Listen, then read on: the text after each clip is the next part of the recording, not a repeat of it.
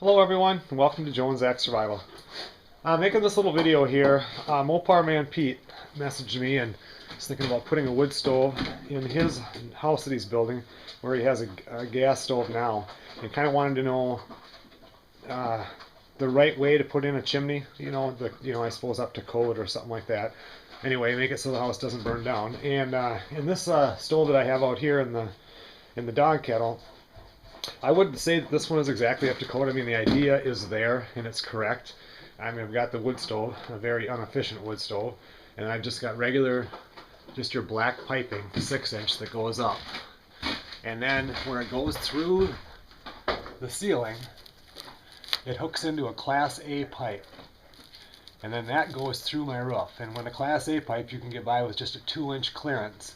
I was kind of tight on my clearances, so I have a pipe around the pipe, so that outside pipe you really don't want to see. It's the one that's in there that you can see, that 1-inch lip. That's a Class A. This is just a piece of Class A. I've got a bunch of this stuff. I mean, it's kind of expensive. A 2-foot piece is probably going to run you 60-70 bucks. But you can see it's got like an 1.25-inch sidewall. It's insulated in there, so we have glass insulation, and there's a couple different types. This is the kind that the installers like to use the most, but they have another kind that has like a double glass layer in there. Anyway, the inside stays hot, and then the outside is, that's a lot cooler. Now legally what you're supposed to do is that Class A pipe starts before it goes through the roof, and it's supposed to be Class A pipe all the way to the top.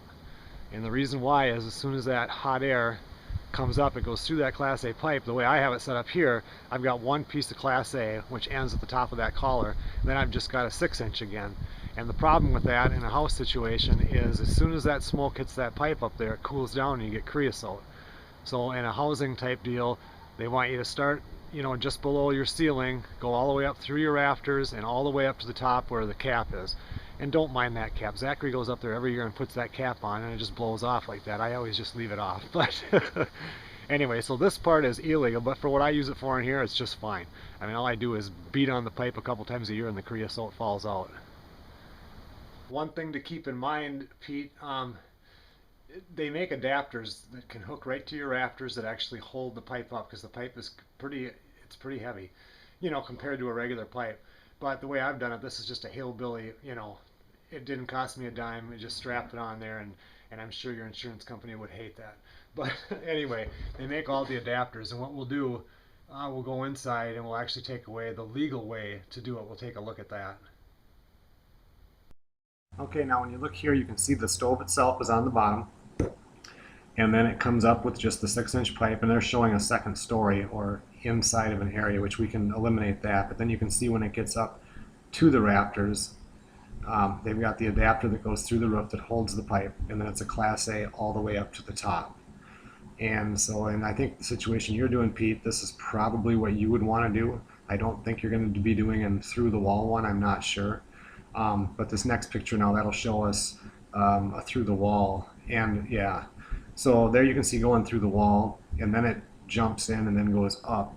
But in a situation like that, as soon as you get the bends in there, we got creosote to deal with and a lot more costs involved, simply because you have all them adapters. You've got the wall hookup angle thing on the bottom there by number 12, and it just gets to be, a lot more things to pay for. Going straight through the roof would be, a cheaper way to go. And on the one on the right side there, that just shows if you have to do an offset, because legally you can only do 2 offsets in the whole entire chimney going up to the top.